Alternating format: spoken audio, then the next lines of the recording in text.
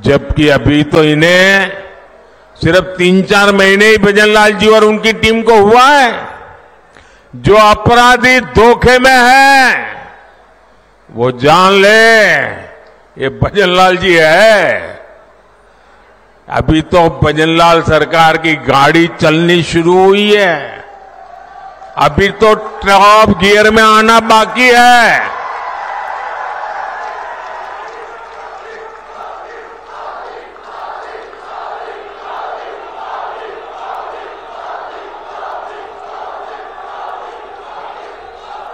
साथियों, आज हनुमान जयंती पर आपसे बात करते हुए मुझे कुछ दिन पहले की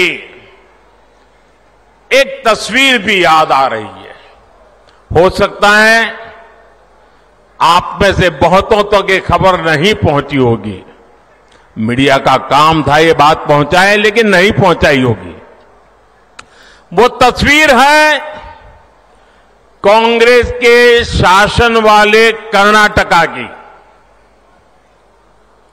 कुछ दिन पहले वहां एक छोटा दुकानदार, उसको सिर्फ इसलिए बुरी तरह से पीटा गया, लहूलुहान कर दिया गया, क्योंकि वो अपनी दुकान में बैठे बैठे हनुमान चालीसा सुन रहा था। ये कांग्रेस की कर्नाटका की सरकार का काम देखिए। अपनी छोटी सी दुकान में एक गरीब आदमी भक्ति भाव से प्रभु हनुमान जी का स्मरण करते हुए हनुमान चालीसा सुन रहा था, उसको लहूलुहान कर दिया गया। आप कल्पना कर सकते हैं, कांग्रेस के राज में हनुमान चालीसा सुनना भी गुनाह हो जाता है। कांग्रेस के राज में अपनी आस्था का पालन करना भी मुश्किल हो जाता है, और राजस्थान तो खुद इसका भुक्तभोगी रहा है। अब सीधी सीधी बात है, जब उनके पार्टी, उनके सारे नेता प्रभु राम का मंदिर बने, प्रभु राम का प्राण प्रतिष्ठा का अवसर हो, मंदिर के लोग जाके रूबरू में आने के लिए निमंत्रण दे, सम्मान पूर्वक निमंत्रण दे, और पब्लिकली उस निमंत्रण को ठुकरा दिया जाए, तो उनके चेले चपाटे भी हनुमान चालीसा करने वालों को पीटेंगे कि नहीं पीटेंगे भाइयों?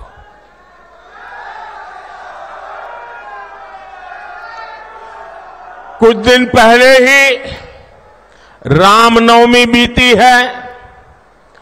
कांग्रेस के जाने के बाद पहली बार शांति से शोभा यात्रा निकली है पूरे राजस्थान में, वरना पहले और चुनाव की आपाधापी गर्मी होने के बावजूद भी कांग्रेस ने तो, और हमारे यहां तो सूरज की पहली किरण का स्वागत भी राम राम सा से होता है। राम राम सा, कोई किसी को मिले तो पहले मुंह से निकलता है राम राम सा। कांग्रेस ने तो राम राम सा कहने वाले राजस्थान में राम नवमी पर प्रतिबंध लगा दिया था।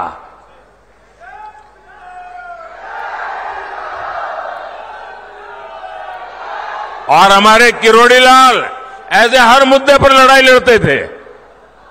कांग्रेस ने शोभा यात्रा पर पत्थरबाजी करने वालों को सरकारी संरक्षण दिया था।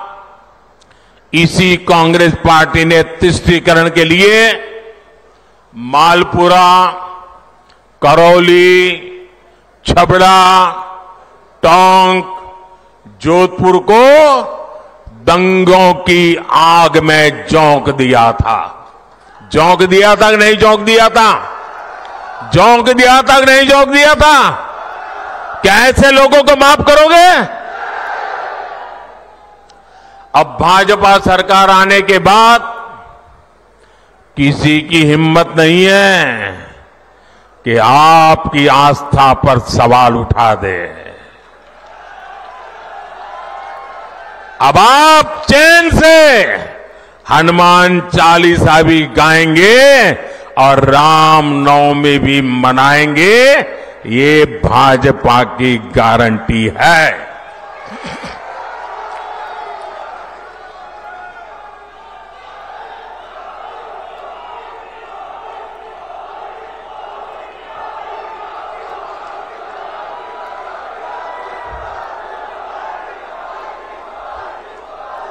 साथियों, अभी परसों जब मैं राजस्थान आया था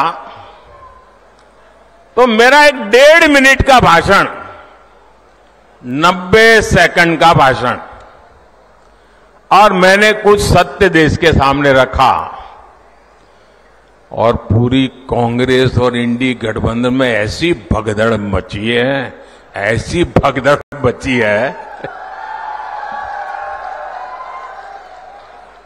मैंने सत्य रखा देश के सामने। कांग्रेस आपकी संपत्ति छीनकर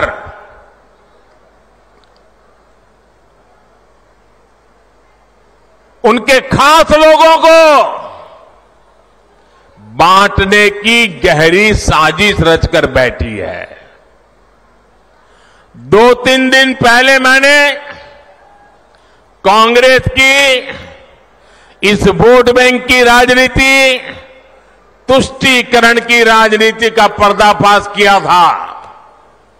इससे कांग्रेस और उसको सिस्टम में उनको इतनी मिर्ची लगी है, इतनी मिर्ची लगी है कि वो हर तरफ गालियां देने में टूट पड़े।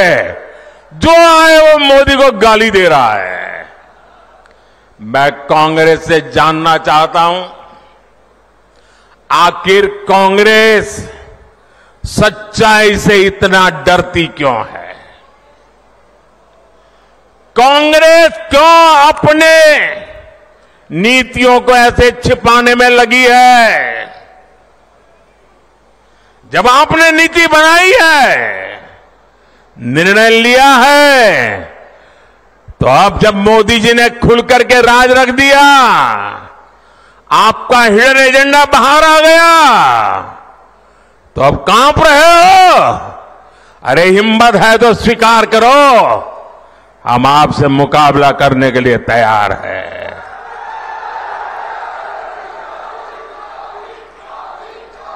मैं ये बात देश को साफ साफ बताना चाहता हूं कि कांग्रेस वोट बैंक पॉलिटिक्स के दलदल में इतना धंसी हुई है कि उसे बाबा साहब के संविधान की भी परवाह नहीं है। और आपको पता होगा, उन्होंने मैनिफेस्टो में तो लिखा है कि आपकी संपत्ति का सर्वे करेंगे। हमारी माताओं बहनों के पास जो स्त्री धन होता है, जो मंगलसूत्र होता है, उसका सर्वे करेंगे। और फिर उनके एक नेता ने तो भाषण में कहा, एक्सरे किया जाएगा, एक्सरे किया जाएगा। मतलब आपके घर में अगर बाजरे के अंदर डिब्बे में भी कुछ रखा है तो वो भी एक्सरे करके खोजा जाएगा। दीवार में कहीं रखा है तो उसको भी एक्सरे करके खोजा जाएगा। पूरा एक्सरे करने वाले की घोषणा की है और उनके नेता ने पब्लिकली कहा है। और फिर आपकी सारी संपत्ति